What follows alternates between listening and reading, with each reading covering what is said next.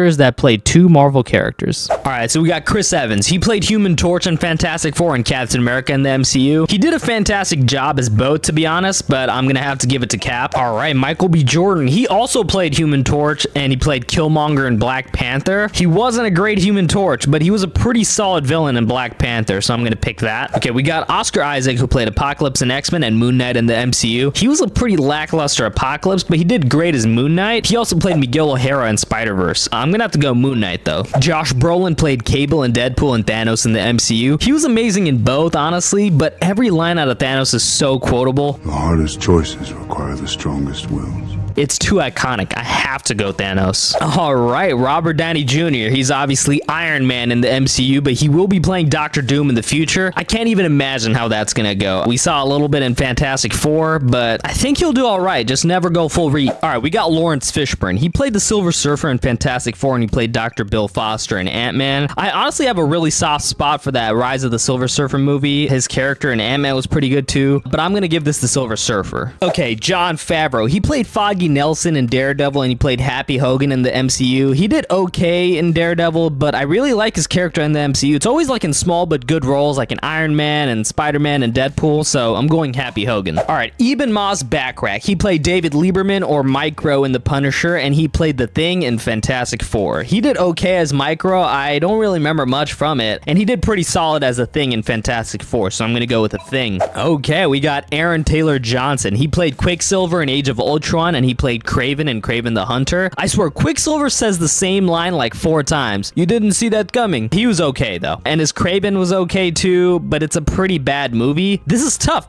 because they're both so mid. I'm gonna give it, like, barely to Quicksilver. Okay, Ryan Reynolds. He played Hannibal King in Blade Trinity, and he's obviously Deadpool. He was okay as Hannibal King. Like, it's kind of forgettable, but there's no doubt that Ryan Reynolds is perfect for Deadpool, so easy choice for me. All right, we got Idris Elba. He played Heimdall in the Thor movies and Moreau in Ghost Rider 2. He was okay in Ghost Rider, but his role as Heimdall was way better, so I'll pick that. We got Gemma Chan. She played Minn-Erva in Captain Marvel and Sersi in Eternals. I'm gonna be completely honest, I don't remember her in Captain Marvel, but in Eternals she was like a main character and she did a really good job, so I'm picking that. Okay, Kate Mara. She played Sue Storm in Fant Force Stick, and she played U.S. Marshal in Iron Man 2. Honestly, let's be honest here. She's easily the worst Sue Storm, and she's the best U.S. Marshal. That's my logic, so I'm picking U.S. Marshal. Okay, we got Mahershala Ali. He played Cottonmouth in Luke Cage, and he's been cast to play Blade for like the past 6 years. Unfortunately, he just hasn't played him yet. Marvel's just wasting his time, to be honest. So by default, I have to go with Cottonmouth. I also want to add that Mahershala Ali played the Prowler in Spider-Verse. All right, we got Russell Crowe. He played Zeus in Thor 4, and he played Nikolai in Kraven the Hunter. Oh man, this is a tough one. I honestly thought Kraven was a bad movie, but I also thought Thor Love and Thunder was bad. My gut is telling me to go Nikolai. It was like a beefier role, so